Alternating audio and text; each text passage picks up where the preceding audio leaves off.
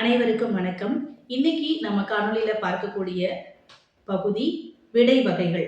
நாம முன்னாடி காணொளியில வினா வகைகள் பார்த்திருந்தோம் இல்லையா? ஒரு வினா நாம கேட்கும் பொழுது எப்படியெல்லாம் வினா கேட்கிறோம் அப்படின்றது இருந்தது.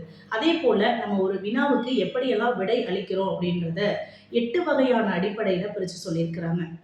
சுட்டு, மறை, நேர், ஏவல், வினா எதிர் வினாதல், உற்றது உரைத்தல், உருவது கூறல், இனமொழி அப்படின்னு சொல்லிட்டு 8 வகையான விடை வகைகள் இருக்கு. சுட்டு விடை அப்படின்றது சுட்டி கூறக்கூடியது, சுட்டி காட்டக்கூடிய விடைகள் எல்லாமே சுட்டு விடைக்குள்ளர அடங்கும். நம்ம கையில இருக்கக்கூடிய 5 விரல்களையும் ஒவ்வொரு விரல்களையும் ஒவ்வொரு மாதிரியாக அழைப்போம். அந்த மாதிரி சுட்டு விரல்னு ஒண்ணு இருக்கு. நாம இந்த கடை எங்க இருக்கு, இந்த புத்தகம் யாருடையது, இந்த பேனா யாருடையது, இந்த ஊருக்கு எப்படி போகணும் அப்படின்னு சொல்லி நாம கேட்கும் பொழுது அது இதுன்ற சொல்ல பயன்படுத்துறத பார்த்திருப்போம்.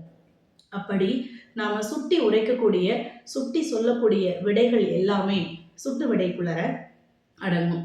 சென்னை எங்க இருக்கு அப்படின்னு கேட்கிறவங்க கிட்ட, சென்னை இந்த இடத்துல இருக்கு, இந்த இடத்துக்கு நீங்க இப்படி போகணும், இந்த புத்தகம் யாருடையது அப்படின்னு கேட்கும்போது இந்த புத்தகம் என்னுடையது அப்படின்னு சொல்லுவாங்க. அப்போ சுட்டி சொல்லக்கூடிய விடைகள் எல்லாமே சுட்டு விடைக்குள்ளர அடங்கும். அடுத்தது மறை விடை.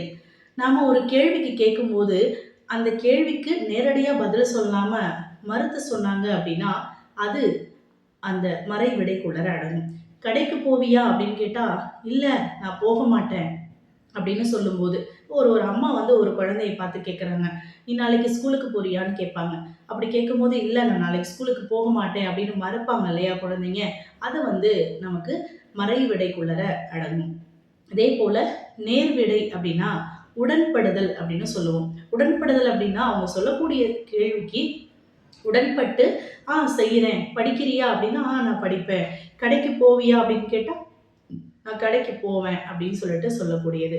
அதே மாதிரி ஒரு ஆசிரியர் மாணவர்களிடத்துல அசைன்மெண்ட் எல்லாரும் நீ கம்ப்ளீட் பண்ணிட்டியா அப்படின்னு கேட்டா நான் முடிச்சிட்டேன், வீட்டு பாடம் முடிச்சிட்டியா அப்படின்னு கேட்கும்போது எல்லா பாடத்தையும் நான் முடிச்சிட்டேன் அப்படின்னு சொல்லி அவங்க கேட்கக்கூடிய வினாவுக்கு உடன்பட்டு கூறுவது எல்லாமே இந்த நேர்விடைக்குள்ளர அடங்கும்.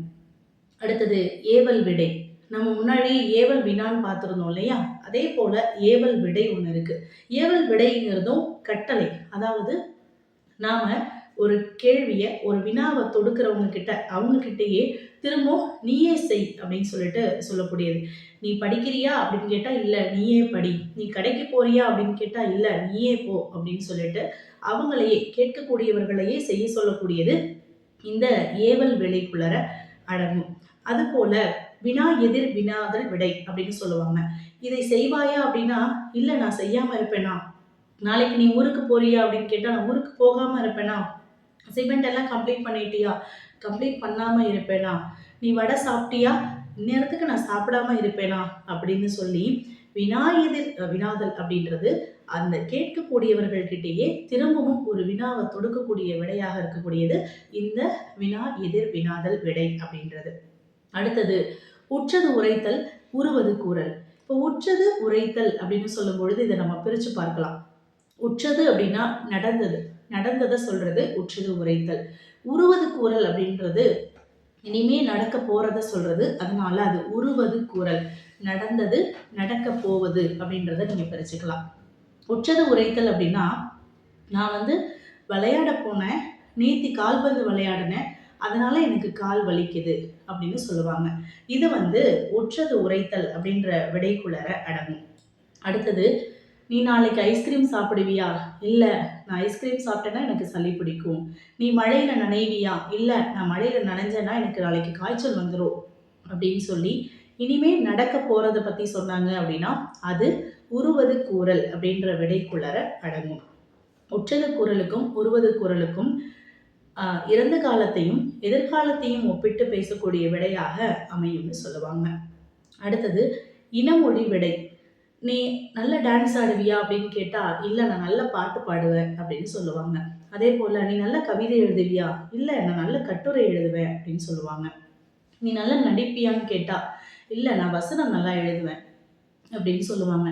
இந்த மாதிரி நாம கேட்கக்கூடிய கேள்விக்கு அதற்கு தகுந்தாற் போல, அதற்கு இனமாக இருக்கக்கூடிய இன்னொன்னு எனக்கு செய்ய தெரியும். இன்னொன்னு நான் செய்வேன் அப்படின்னு சொல்லுவாங்க இல்லையா? அதுதான் இனமொழி விடை. இன்னும் சுருக்கமா சொல்லப்போனோம் அப்படின்னா, கேன்டீன்ல போயிட்டு காஃபி இருக்கான்னு கேட்டா, "இல்ல எனக்கு டீ தான் இருக்கு. இப்போ டீ தான் கிடைக்கும்" அப்படின்னு சொல்லுவாரு.